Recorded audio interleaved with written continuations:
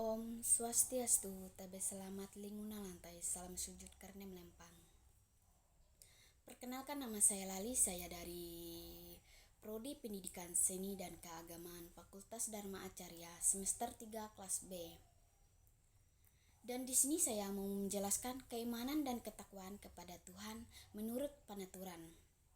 Keimanan ialah kepercayaan atau keyakinan sebagai keimanan yang tergolong tatwa dalam agama Hindu. Ada 5 hal disebut Pancasrada sebagai pokok-pokok keimanan agama Hindu yang terdiri dari Brahma, Atma, Karmapala, Samsara atau Punarbawa, dan Moksa. Secara etimologi, keimanan berasal dari kata iman yang memiliki arti kepercayaan atau keyakinan terhadap Tuhan Yang Maha Esa atau Ida Sang Yang Widiwasa. Ketakwaan yang berasal dari kata tatwa yang berarti menjalankan segala perintahnya dan menjauhi segala larangannya.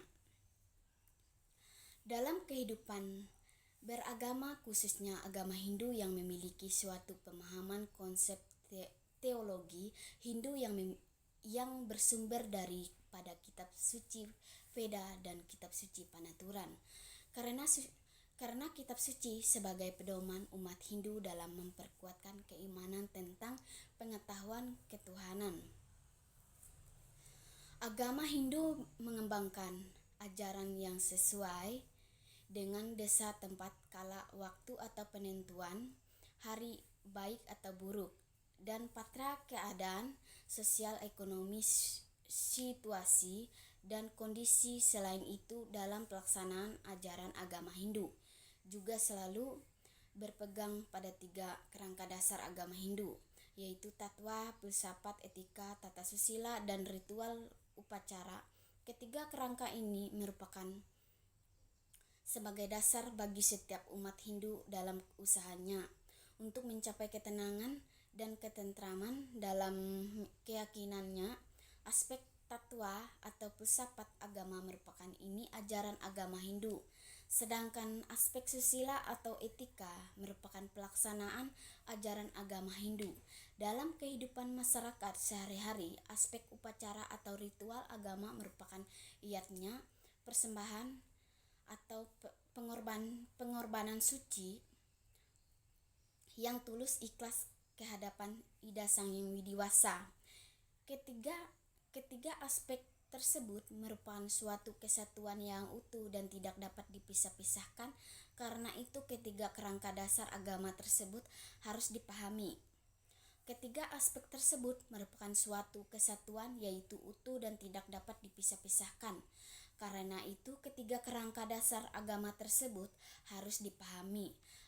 Mengingatkan ketiganya saling berkaitan, memahami atau tidak memahami salah satu aspek dapat mengakibatkan pemahaman terhadap agama Hindu menjadi tidak lengkap dan bahkan bisa mengaburkan atau memberikan pengertian yang keliru terhadap agama Hindu. Pendidikan agama Hindu diberikan kepada peserta didik diharapkan agar menjadi orang yang bertakwa kepada Tuhan Yang Maha Esa. Dengan pendidikan agama Hindu dapat menjalankan dan mengamalkan ajaran agama Hindu sehingga terbentuknya budi pekerti yang luhur dan berakhlak yang mulia. Dengan sistem makna, melalui sistem makna ini, gejala-gejala yang ada dalam kehidupan manusia diberikan makna menurut kebudayaan yang bersangkutan sehingga menjadi simbol-simbol. Jadi sebuah simbol itu bermakna menurut pengertian yang berlaku dalam dan menurut sesuatu kebudayaan dan yang pengertian maknanya terbatas pada kebudayaan yang bersangkutan saja, sedangkan kebudayaannya dari masyarakat yang lain akan memberi makna yang dapat berbeda. Atas gejala-gejala yang sama, makna sesuatu simbol akan dilihat sebagai sama oleh dua masyarakat, atau lebih bila kebudayaan dari masyarakat tersebut adalah sama sistem maknanya. Keyakinan keagamaan yang ada dalam kebudayaan yang dipunyai oleh sebuah masyarakat juga berisikan sistem-sistem makna. Bedanya dengan sistem-sistem makna yang ada dalam kebudayaan tersebut adalah bahwa sistem-sistem makna yang menjadi isi dari keyakinan keagamaan tersebut bersifat suci atau sakral. Kesucian atau kesakralan sistem-sistem makna tersebut berasal dari acuan dasarnya, yaitu didatangkannya kepada manusia melalui wahyu sebagai perintah dan petunjuk suci, karena wahyu tersebut berasal dari Tuhan yang Maha Suci. Karena sistem-sistem maknanya bersifat suci atau sakral, maka gejala-gejala yang diberikan makna oleh sakral, maka gejala-gejala yang diberikan makna oleh menjadi simbol-simbol yang bersifat suci atau sakral dalam kehidupan sehari-hari warga masyarakat pendukung sesuatu kebudayaan dapat saling memahami dengan menggunakan melalui komunikasi yang berlaku dalam kehidupan sosial mereka. Sedangkan simbol-simbol suci atau sakral digunakan dalam kehidupan keagamaan yang atau di dunia gaib yang menjadi bagian dari kepercayaan imannya. Dan di sini saya mau menjelaskan dari pasal 1 Tamparan Taluhandiai, awal segala kejadian.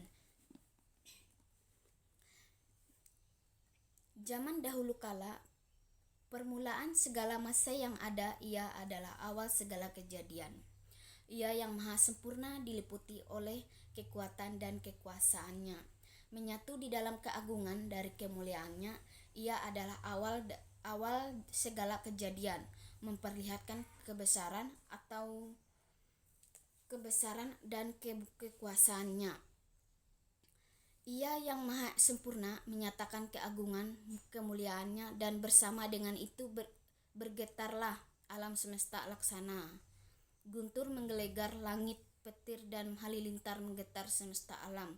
Maka memancarlah cahaya terang yang bersih suci menghalau kegelapan alam, serta ia yang awal segala kejadian berfirman menyatakan dirinya, Aku inilah Ranjing Hatala yang bertahta pada balai bulau Napata Hintan.